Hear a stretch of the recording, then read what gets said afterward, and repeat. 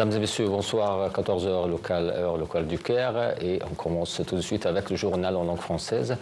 Le président Abdel Fattah el-Sisi a reçu hier un appel téléphonique de son homologue américain Donald Trump.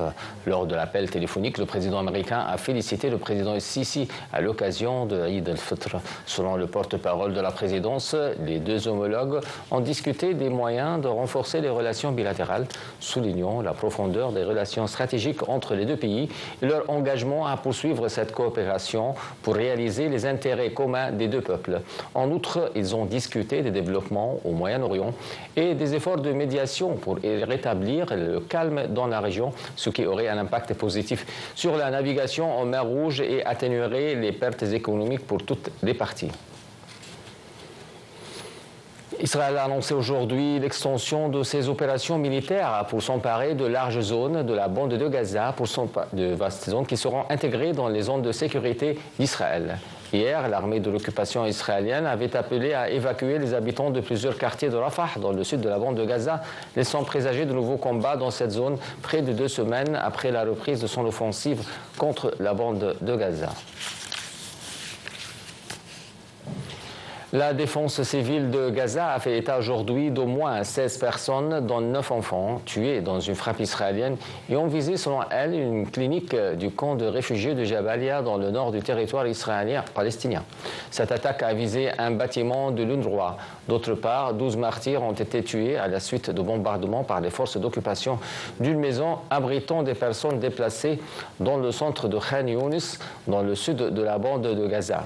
Le ministère palestinien de la Santé avait annoncé hier que 1042 personnes avaient été tuées depuis la reprise le 18 mars des bombardements israéliens sur ce territoire palestinien, dont 41 au cours des dernières 24 heures. Un Palestinien a été tué par les forces de l'occupation israélienne dans la ville de Naplouse, en Cisjordanie. Entre-temps, les forces de l'occupation israélienne ont poursuivi leurs offensives sur la ville et le camp de Tulkarem pour le 66e jour consécutif et sur le camp de Nour Shams pour le 53e jour consécutif. Au cours de ces offensives, les forces de l'occupation ont effectué un nombre de perquisitions et d'arrestations. Au Yémen, les Houthis ont fait état d'un nouveau bilan de 4 morts dans des frappes sur Hodeïda attribuées aux États-Unis et dit avoir mené une nouvelle attaque contre un porte-avions américain. Selon le porte-parole du ministère de la Santé, le bilan de l'agression américaine qui a visé hier le bâtiment de la gestion de l'eau dans le district d'El Mansouriya, dans le gouvernorat de Hodeïda, est monté à 4 morts et 3 blessés. 3 raids ont également été rapportés dans le gouvernorat de Hajia et 3 autres dans le bastion du groupe rebelle Saada, dans le nord du Yémen. Les États-Unis n'ont pas confirmé avoir mené ces frappes. Des frappes russes nocturnes ont fait 1 mort et des blessés dans le sud et le nord-ouest de l'Ukraine, selon des responsables ukrainiens aujourd'hui. Un homme de 45 ans a été tué et 2 personnes ont été blessées par l'attaque d'un drone dans la région de Zaporizhia. Le président ukrainien Volodymyr Zelensky a dénoncé des attaques délibérées contre des installations énergétiques en dépit d'un fragile accord. Il a ajouté que 74 drones russes ont été lancés.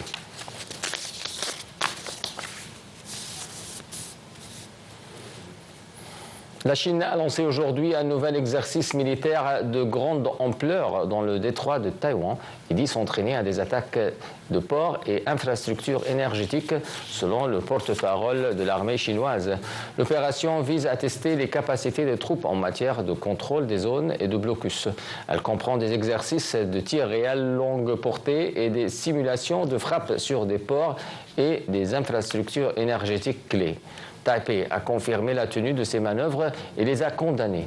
Washington a réagi en condamnant des activités militaires et une rhétorique agressive de la Chine qui exacerbe les tensions et met en danger la sécurité régionale et la prospérité du monde. La Birmanie a respecté hier une minute de silence pour les victimes du séisme qui a tué plus de 2800 personnes dans un pays en proie à la guerre civile. La période de deuil national s'étend jusqu'au 6 avril. Plus de 1000 secouristes étrangers sont arrivés en Birmanie dans le cadre de la mobilisation internationale pour épauler des services locaux sous-équipés face à une telle crise. Les opérations de sauvetage ont permis d'extraire les vivants de décombres, environ 650 personnes.